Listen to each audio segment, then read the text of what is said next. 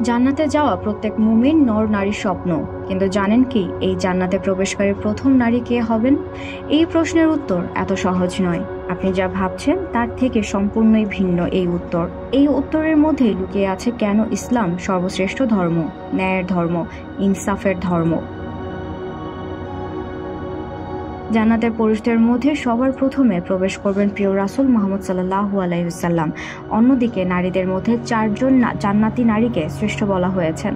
তারা হলেন প্রিয় নবী সাল্লাল্লাহু আলাইহি সাল্লামের প্রথম স্ত্রী খাদিজা বিনতে রাদিয়াল্লাহু আনহু, ঈসা আলাইহিস সালামের মাতা মরিয়ম বিনতে ইমরান, ফেরাউনের স্ত্রী আসিয়া বিনতে মুজাহিম এবং নবী সাল্লাল্লাহু আলাইহি সাল্লামের প্রিয়তমা কন্যা ফাতেমা বিনতে মুহাম্মদ রাদিয়াল্লাহু আনহু। প্রথমে ধারণা হতে পারে যে জান্নাতে প্রবেশকারী প্রথম নারী এই চারজনের মধ্যেই কেউ একজন হবে, কিন্তু না, এখানেই লুকিয়ে আছে ইসলামের সৌন্দর্য।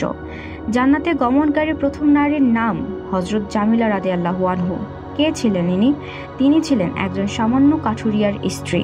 কাঠুরিয়ার নামটি জানা না গেলেও কোনো কোনো আমলের জন্য জামিলা রাদিয়াল্লাহু আনহু এই একক সম্মান পেলেন, সেই ঘটনাটি জানা যায়। একদা হযরত ফাতিমা রাদিয়াল্লাহু আনহুকে মহানবী সাল্লাল্লাহু আলাইহি সাল্লাম নিজেই বললেন যে কাঠুরিয়ার স্ত্রী জামিলা রাদিয়াল্লাহু আনহু তোমার আগে জান্নাতে যাবে। কেন তোমার আগে জান্নাতে যাবে তা জানতে চাইলে তুমি তার সাথে দেখা করতে যাও। এই কথা শুনে ফাতেমা রাদিয়াল্লাহু আনহু গেলেন তার সঙ্গে দেখা করতে, তার ছেলে হাসান রাদিয়াল্লাহু আনহু সহ।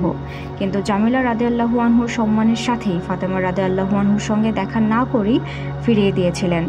তার কারণ হিসেবে বললেন, হাসান রাদিয়াল্লাহু আনহুর বয়স 2 বছরের অধিক। 2 বছর বয়সের আগ পর্যন্ত শিশুর কাছে বেপর্দা অবস্থায় নারীও যেতে পারলেও 2 বছরের অধিক বয়সে তা নিষিদ্ধ। কারণ 2 বছর থেকে শিশুদের স্মৃতিশক্তি শুরু হয়, আর তখন কোনো নারী বেপর্দা অবস্থায় গেলে শিশুটি তাকে স্মরণ করে ফেলতে পারে। এই জন্যই হাসান রাদিয়াল্লাহু আনহু থাকা অবস্থায় ফাতেমা রাদিয়াল্লাহু আনহুর সাথে তিনি দেখা করবেন না। এর পরের দিন ফাতেমা রাদিয়াল্লাহু আনহু হাসান রাদিয়াল্লাহু আনহুকে ছাড়াই দেখা করতে চাইলে জামিলা রাদিয়াল্লাহু আনহু তখনও তাকে ফিরিয়ে দেন। তিনি বলেন, আমি আমার স্বামীর অনুমতি ছাড়া আপনার সঙ্গে দেখা করতে পারবো না। আমার স্বামী এখন বাড়িতে নেই, তিনি বনে কাঠ কাটতে গিয়েছেন। আমার স্বামী বাড়িতে এলে তার কাছে আপনার কথা বলবো। তিনি আমাকে আপনার সঙ্গে দেখা করিয়ে দিলেই আমি আপনার সঙ্গে দেখা করব। এই ঘটনা থেকেই স্পষ্ট পর্দার প্রতি তার কতটা ভক্তি ছিল। স্বামী না থাকা অবস্থায় একজন নারীর সাথেও দেখা করেনি এই নারী। এই স্বামী ভক্তি, শ্রদ্ধা, ভালোবাসা, ঈমানের জন্যই তিনি হবেন জান্নাতের প্রথম নারী। ফাতেমা রাদিয়াল্লাহু আনহু যে ঘোড়ায় করে জান্নাতে প্রবেশ করবেন, সেই ঘোড়ার রশি ধরবেন তিনি। ভাবা যায় কতটা ঈমান দৃঢ় থাকলে আল্লাহর নবীর কন্যার আগে তিনি জান্নাতে প্রবেশ করবেন।